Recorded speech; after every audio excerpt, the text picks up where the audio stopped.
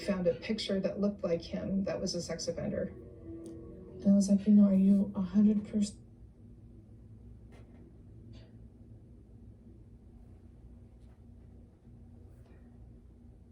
Wow.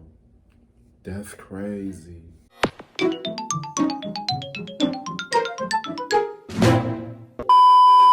Yo, what's good? What's going on, YouTube? It's your boy Kewonis CB, and now I'm back with another motherfucking reaction video. You know what I'm saying? Today's one we're going to be reacting to college girl goes missing until cops sees this on camera. The case of Lauren Mccluskey. You know what I'm saying? We back with another crime case, you know what I'm saying? Yeah, man. If we give a thumbs up, we don't give a thumbs down, because I don't know why. We don't care. It's just until you want to see more reaction videos to me or any other videos to me. Miss guys, go on my channel and take my videos. If you do like my videos to my channel, go ahead and click that subscribe button, you know what I'm saying? Yes, Super Squad. Let's get straight into this video.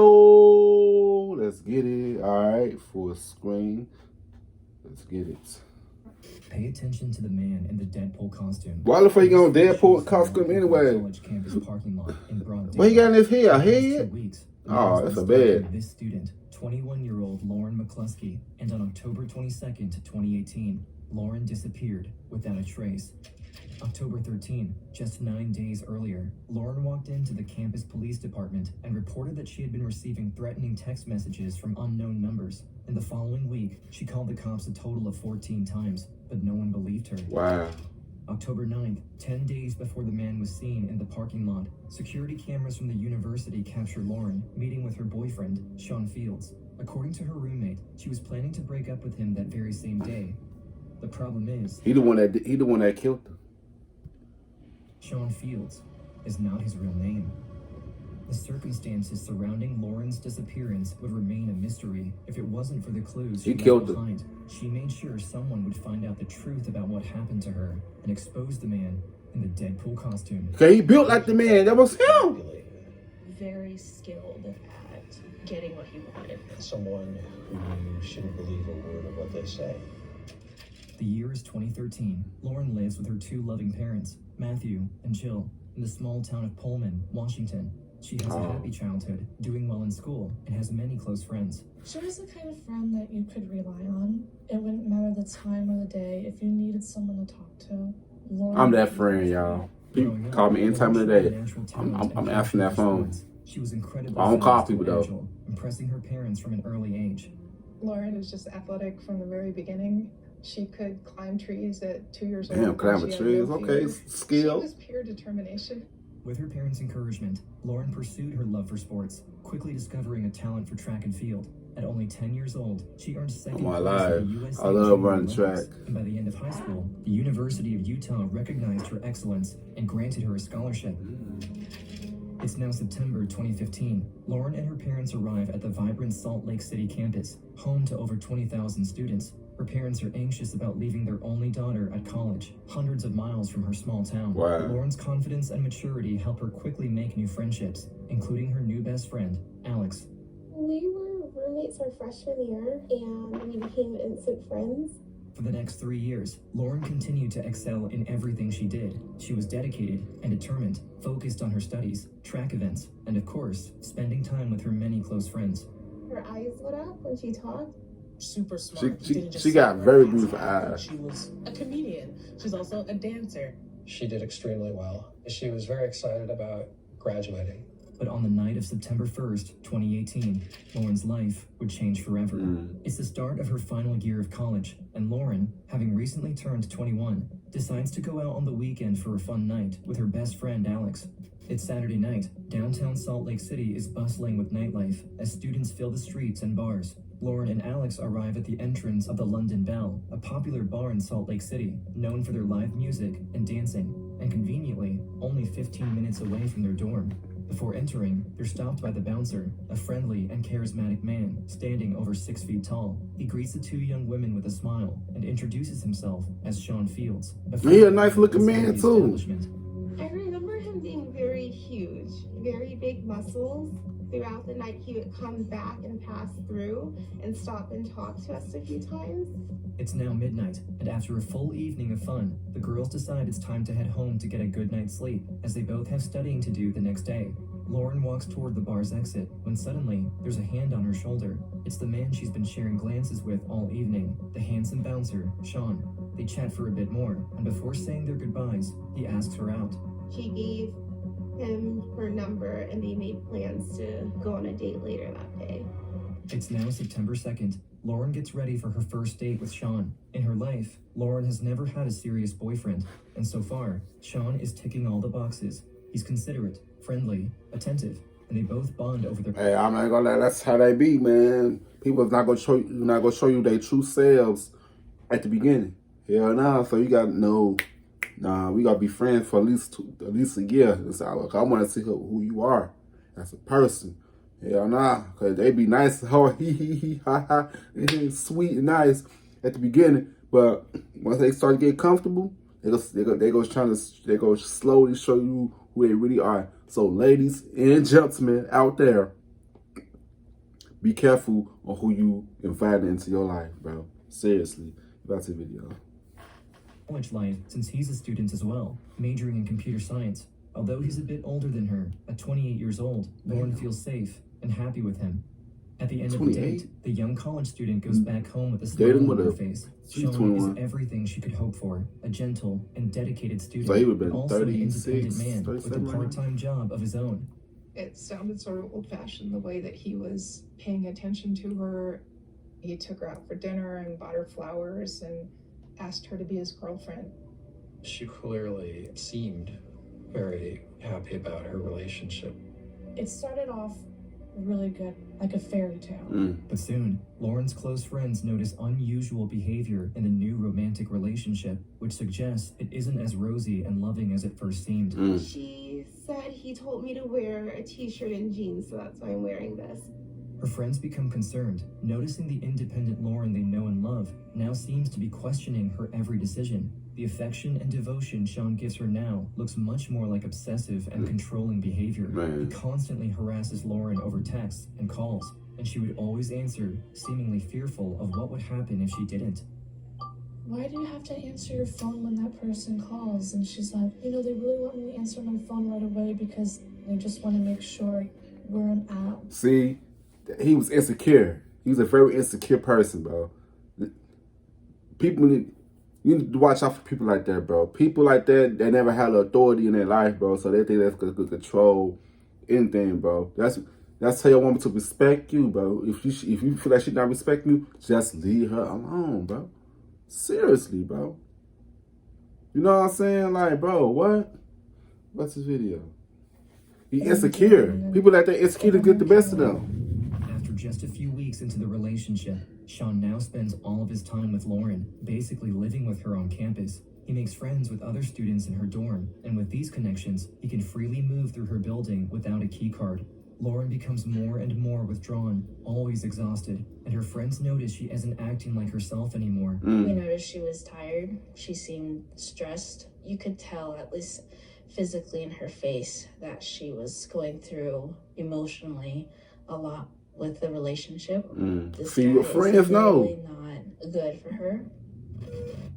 October 1st, 1 month after Lauren met Sean, things take a disturbing turn. Sean tells Lauren he wants to give her something. He says it is for her protection. A gun? A loaded military-grade pistol. We would just tell her, like, no, you don't need it. Your safety is fine. If Insecurity, anything, man. He's compromising your safety. When Lauren's friends hear that her boyfriend wants to give her a gun, they quickly tell their resident assistant, Diamond, a fellow student who works for the university's housing department, exactly what's happening with the new relationship and share their fears surrounding Lauren. She's not hanging out with us as much. He's talking about getting her a gun, and then that's when it had passed the point of, oh, this is harmless gossip. I called my first supervisor and asked her, what some steps did you want me to take? Do you want me to call the police? Surprisingly, Diamond is not told to contact the authorities, but rather send an email to the university security and explain to them the details of the escalating situation. And so, on October 2nd, 1 day after the unsettling gift, campus security receives the first alarming email about Sean Fields. The concerns are mostly centered around Lauren and that she may be in a potentially harmful relationship, but also that her non-resident boyfriend has been on campus frequently, that he might be acquiring a weapon for her, and there are suspicions that he's even tracking his girlfriend's movements. Insecurities, However, bro. days go by, and yet Diamond's email inbox remains empty. The email is seemingly ignored. Then, only a few days later, on October 9th, Lauren makes a frightening discovery of her own. She finds Sean's ID card, but somehow, only the photo matches. The name and birthday are both wrong. The identity under the photo is of a 37-year-old man named Melvin Rowland. Lauren 37, bro. And you want to college with a whole bunch of girls, young students. He was a predator, bro. Wow. What about the video? He begins to investigate, going online to search for his name. She needs to know who her boyfriend really is. She and a friend found a picture that looked like him that was a sex offender. And I was like, are you 100%?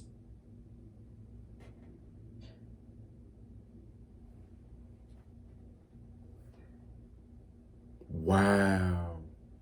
That's crazy. Wow. Be careful, man. Sure, it could be this person. No, that's him. Based on what I was reading online, that was a really hard offense.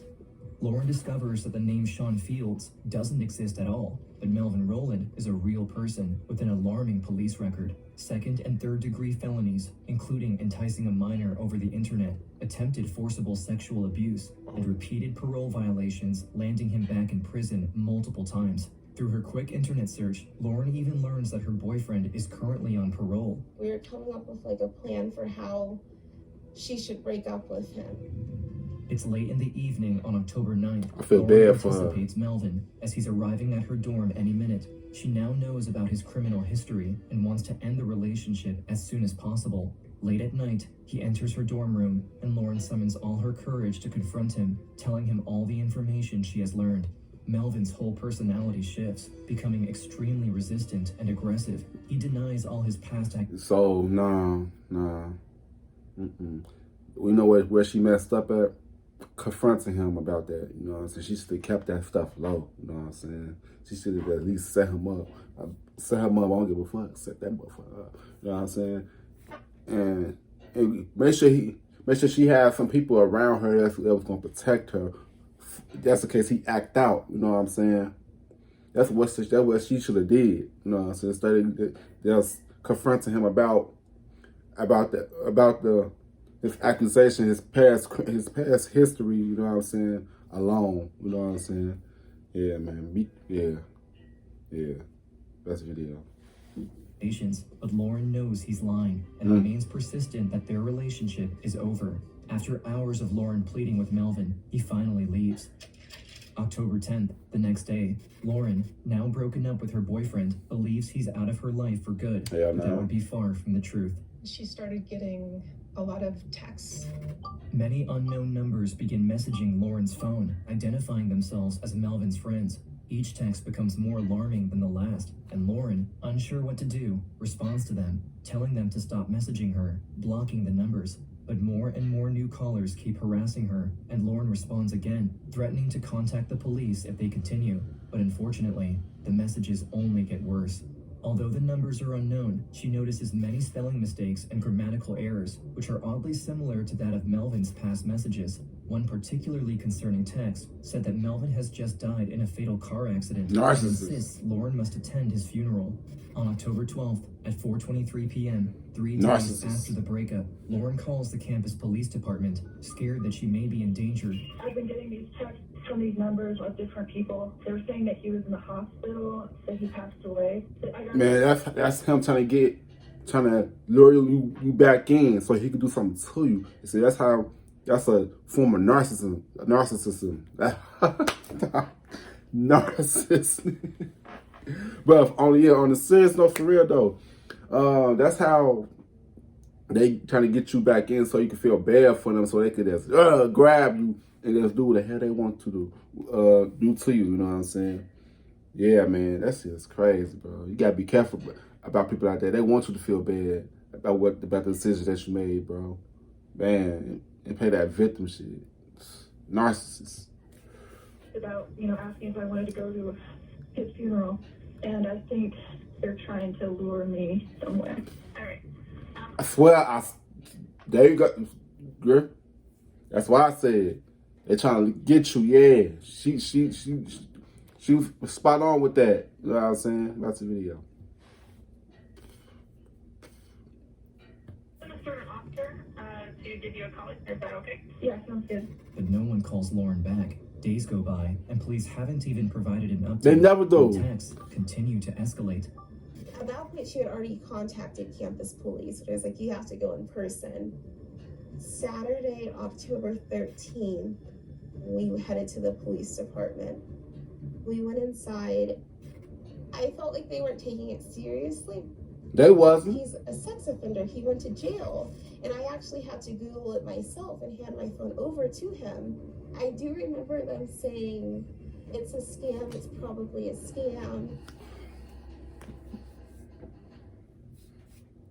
They always come up with bullshit ass excuses before it's too late, bro. They always doing this. They always, it's a scam. Oh, blah, blah, blah, blah, blah, blah, blah, blah, blah. They ain't never take nothing serious until it's too late, bro. Like, bro, they could have. I don't really. You can't really rely on the police department anymore, bro. You can't when you're in danger, bro. You can't. You can't. Cause they won't take your case serious until it's too late. You know what I'm saying? What's the video? She showed them one of the numbers that was sending her messages was the same number Roland had had when they were in a relationship together. They tell her that the detective was currently not in the office and that Warren will hear an update by Tuesday. You killed another person, bro. On-call detective Kayla Dallov, who at the time was actually away on vacation. Although Lauren provides police all of the concerning details, including his criminal history, no one in the campus police department follows up with her claims. That's crazy. Most importantly, they neglect to even check Melvin's parole status. That's crazy. Which would have brought much-needed urgency to Lauren's case. Worried she isn't getting the urgent help she needs, the college student goes above campus police and calls the Salt Lake City Police Department, a much larger authority, hoping they can speed things up. I would have transferred. She should have transferred and went back home. I've talked to them already, but I just wanted to call you as well. Usually we just take it where you live, and then that agency does a case. Yeah, I was just concerned because I wasn't sure how long they were going to take. Okay, let me get you up to them so they can see what's going on with it, just so I know that. Do you know when an arrest would be made? You can talk to an officer if you want. I can arrange that if you want that. Okay. Yeah, that sounds good. The Salt Lake City police choose to redirect her call back to the campus police once again, who, in over a week since the first notice, have still not made any progress on her case. But Lauren refuses to back down. Over the next few days, she would continue to advocate for her own safety, reaching out to police on over 20 different occasions since she first began exposing Roland's disturbing past. That's She just was still crazy. being harassed and she was still getting messages. I know she was nervous. It's October 19th. Melvin had recently bought a Deadpool costume. The comic book superhero movie Deadpool 2, starring Ryan Reynolds, had come out earlier that year, and Melvin was planning to wear this outfit on Halloween in just a few weeks. But in this footage, captured just 10 days after Lauren broke up with him, Melvin is seen lurking around campus, his identity concealed, secretly searching and stalking Lauren. At 4:02 p.m., Lauren has no idea that her ex-boyfriend is stalking her right around the corner. Notice how he holds a small black bag. Police would later discover hidden inside the bag was a deadly weapon, a fully loaded .40 caliber Beretta. 3 days later, on October 22nd, Melvin is captured again by multiple security cameras, lurking around the campus, looking for Lauren once more, and holding the same black bag. 8 p.m. later that same day, Lauren finishes her last class and heads back to her dorm alone like any other night. While walking, Lauren calls her mom back home in Washington State. The family routinely calls each other almost every day to chat about their day and the overall updates about how things are going. She sounded positive and, telling me that she was going to go home and finish an assignment. Matthew and Jill, both hundreds of miles away, are talking with Lauren on speakerphone when suddenly, both parents hear strange noises over the phone, and then the sound of someone yelling. She must have gotten tackled or something because I hear the phone fell to the ground.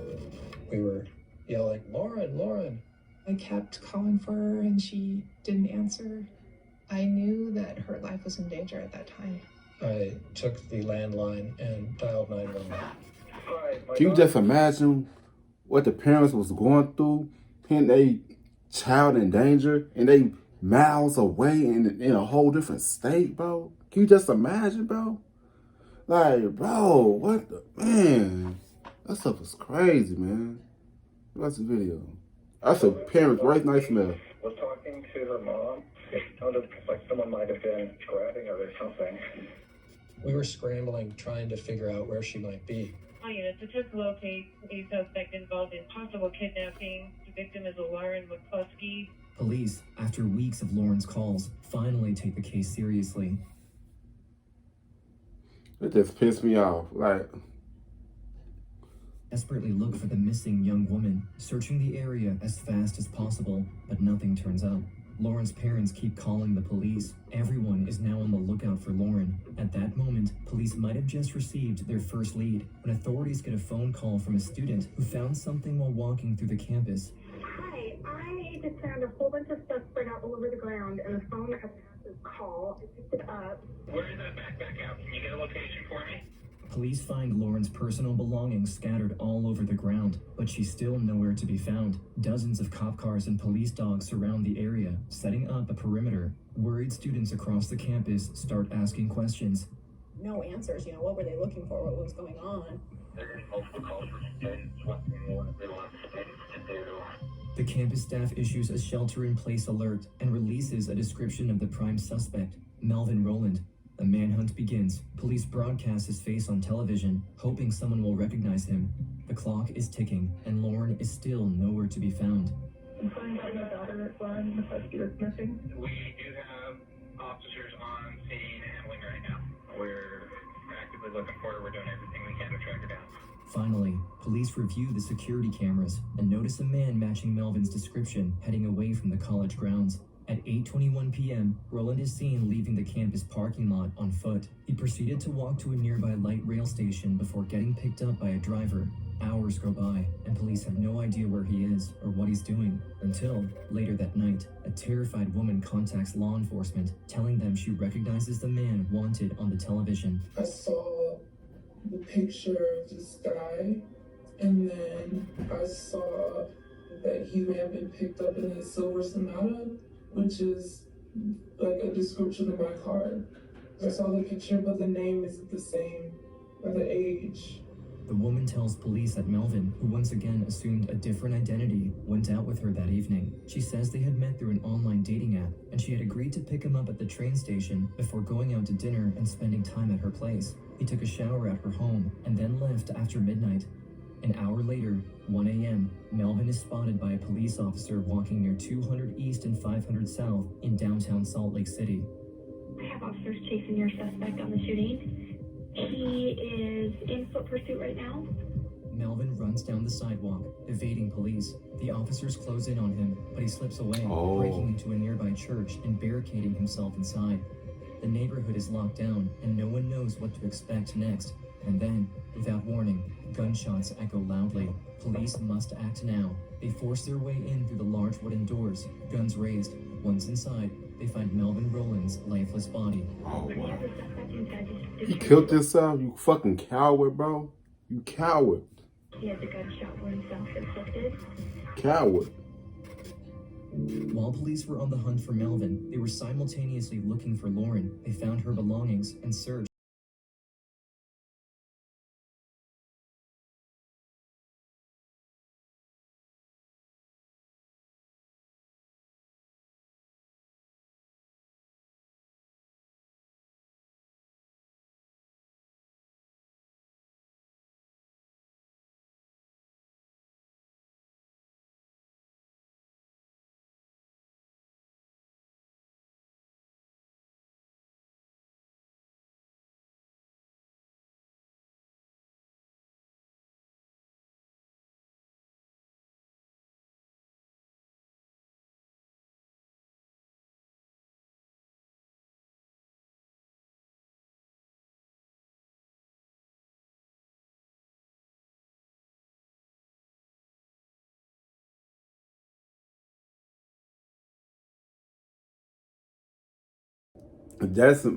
They just putting back to when I lost my brother, when my brother got killed, bro.